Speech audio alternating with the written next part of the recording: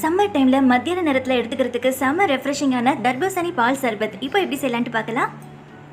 இப்போ ஒரு பெரிய மிக்ஸி ஜாரில் ஒரு கப் அளவுக்கு தர்பூசணி பழங்கள் வந்து மீடியம் சைஸில் கட் பண்ணிவிட்டு இதில் சேர்த்துட்டு இதை அப்படியே நல்லா கிரைண்ட் பண்ணி எடுத்துக்கோங்க. இதை அப்படியே ஒரு பெரிய பவுலில் வந்து சேர்த்துட்டு இது கூடவே ஒரு கப் அளவுக்கு பொடி பொடியாக கட் பண்ண தர்பூசணி பழங்களை வந்து சேர்த்துக்கலாம். இதுக்கப்புறம் 2 டேபிள் ஸ்பூன் அளவுக்கு ஊற வச்ச சப்ஜா சீட்ஸ், அதே 2 டேபிள் ஸ்பூன் அளவுக்கு ஊற வச்ச பாதாம் பீசி, அதுக்கப்புறம் 2.5 கப் அளவுக்கு நல்லா சில்லுன்னு இருக்கக்கூடிய பால் வந்து சேர்த்துக்கலாம்.